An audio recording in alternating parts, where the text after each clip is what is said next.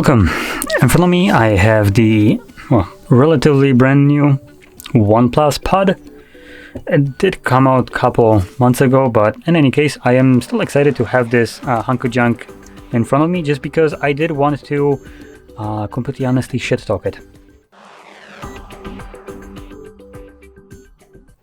So let me actually get into it, just so you know what you're signing up for. I am gonna completely curb stomp this device because of one super anti-consumer decision that OnePlus decided to make, and I'll touch upon it throughout the video, but generally I don't recommend anyone to get this device, just so you do not support this completely horrendous business practices. It might be decently valued at the moment, let's put it this way, because the device comes at about what 500 euros, which it does offer a pretty damn good specs for it. But that one anti-consumer little thing that they included basically makes this you can throw all that value for the money out the window, because once you need to repair this thing, they can charge you whatever the f they want for the repair. So the device might cost, for instance, 500 right now, but hey, you might need to change out the battery, which is encrypted, and they can charge you whatever money they want, because no one apart from them will be able to swap it out for you. Therefore, they can charge you maybe $1,000 just because F you, and they can get away with it because no one else can do it for you. So that's why I don't recommend getting this device. Do not support this kind of bullshit.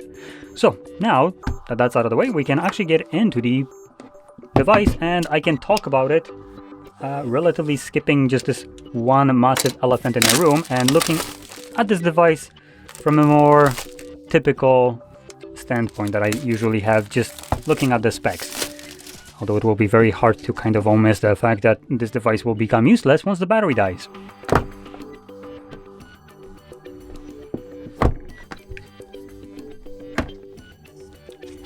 So here we have our device with an encrypted battery.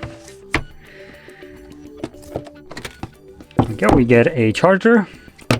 We get paperwork, and that's all you get, because the charger comes in a separate box that you need to pay for. Anyway, let's just get this out of the way. There we go. Now I don't have the little neat keyboard that comes with it. I just got the device itself and nothing else, so that's what I'm going to be looking at. Where's the power button? Right here.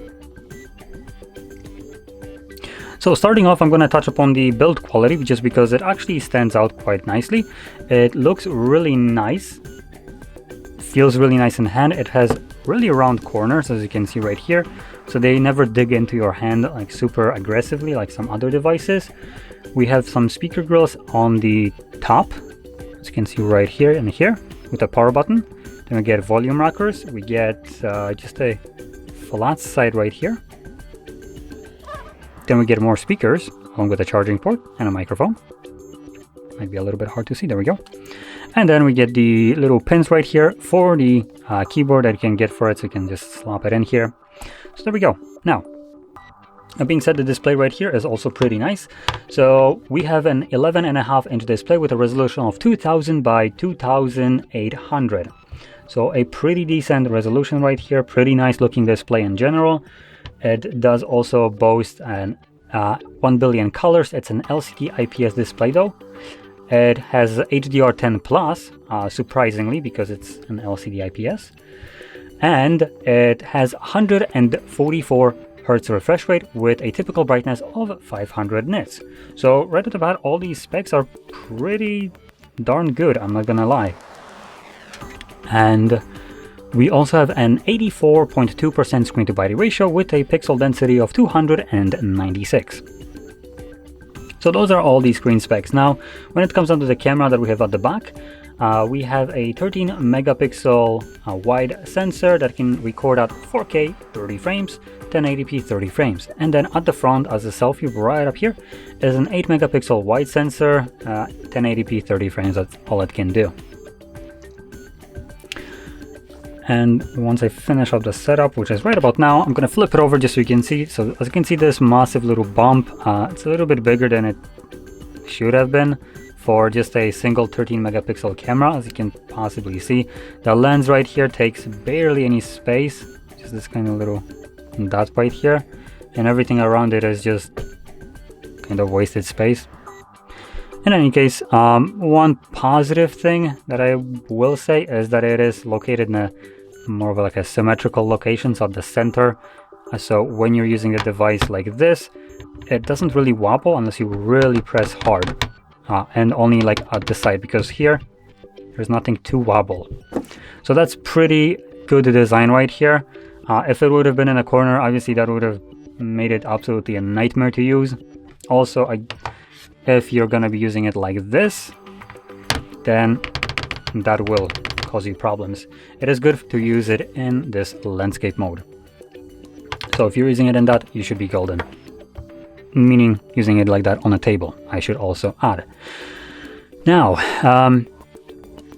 moving on into the internals, what is powering this device is a Dimensity 9000 processor, and you have two different versions. You have the, in terms of like the storage and RAM. So we have the 128 gigabytes of storage with 8 gigs of RAM, or 256 with 12 gigs of RAM. Now both of these are pretty good options. So if you don't need more than 128 gigs, you should be golden with the 128 and 8 gigabytes of RAM. That should be plenty enough to run this device, so that is good. Now, I don't think we have expendable storage right here, as I didn't even see anywhere a SIM tray. Yep, there is no SIM tray. So we don't have expendable storage on here, unfortunately. So in terms of storage, you either will need to use some kind of like USB storage if you need more than that, or just buy the bigger one. Now, that being said, when you're going for the bigger storage, the 256, you also will automatically be increasing your RAM, and you don't have a choice not to do this. So obviously you're not only going to be paying for the storage, but you're also going to be paying for the the RAM increase. And if that is something that you don't need, I guess tough shit, OnePlus says, I would assume. So something to keep in mind. Now in terms of the storage type, it is using a UFS 3.1, so this is a pretty decent storage type, especially for the price that you get to pay for this device. Now, next thing will be the battery size, and that is a 9510 milliamp hour battery. And it can charge at 65 watts, though OnePlus on their website has a little bit of a asterisk next to it, just because, as you probably are aware, the faster you charge your battery, the faster you will ruin it. And now I'm gonna go back to what I was saying at the beginning of the video. So biggest drawdown, and the reason I don't recommend getting this device, is this horrendous battery and the basically anti practices for like repairs and stuff like that. So just to mention this once more, charging this battery at 65 watts will obviously degrade it quicker, and therefore you will need to most likely change it in about like what, 2 years, maybe a year, whatever it will be. The fact is, no matter how well you take care of your battery, you will need to swap it out at one point in time. And not only is it already annoying because almost all the devices are technically glued together, so you cannot just easily pop out the battery from like you used to be on any kind of older devices where you just had a flap, you open it up, you take out the battery without any problems and swap it out. Nowadays you need to literally heat up the device and just tear it apart, the screen from the body. So that's already kind of a no-go for a lot of the people. Now, why I'm pointing this out is because even if you are tech savvy enough to do this, now that will mean zit, because once you tear it apart, you'll realize that once you pop in the new battery, it doesn't work because they encrypted it for your security. Now, let's be honest. There is no security in battery. There's only greedy effing practices that they incorporated, because the only security that it offers you is the lack of money that you will, or the increased amount that you'll need to pay for repairing this device. Because the only way you can have a different battery in this device, swap it out, is by sending it to OnePlus themselves, and that is primarily in India. So if you live in US, I don't think you have anywhere you could send this. Even if you do, it's gonna get shipped to India anywhere where they have their warehouses, and they're gonna swap out the battery for you there with the encryption so it can work, because you having to be able to change this battery yourself is not an option anymore. Which, let me put that also in other perspective, even Apple doesn't pull this kind of bullshit. So if Apple didn't have the audacity to do this stupid shit, why does OnePlus have any kind of incentive or even any kind of idea that they could get away with this? It's beyond me. And just to kind of also point this out, as you can probably see, they are trying to rip off Apple quite hard. Like this kind of UI right here is very Apple-like, with the little dock right here at the bottom, the big ass bar. So it is trying to imitate it pretty closely. And they're not really hiding it, and also their greedy practices are also incentive of taking inspiration from Apple. So yeah, I have zero respect for OnePlus for pulling this shit, and nor do I recommend anyone getting this device. I recommend buying possibly a more expensive device even, because in the long run it will probably cost you less. Like I mentioned, the moment you need to swap out the battery, OnePlus can charge you whatever they want for the battery, and you have nothing that you can do about it. You have no one that you can go to swap it out. So stay away from this. It's going to be better for a long run for you, where you need to fix it up and you don't have to deal with OnePlus directly. You can go to any kind of repair service and they can do the job for you with any other device, but not this one.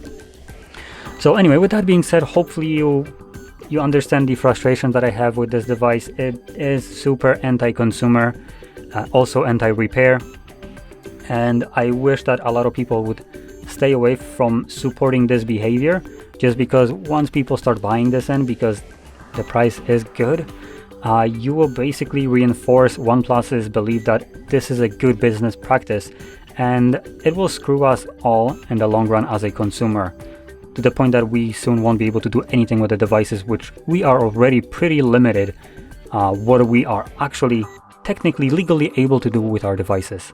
So please stay away from this. Now, with that being said, hopefully you found this video helpful, informative. If you did, don't forget to hit like, subscribe, and thanks for watching.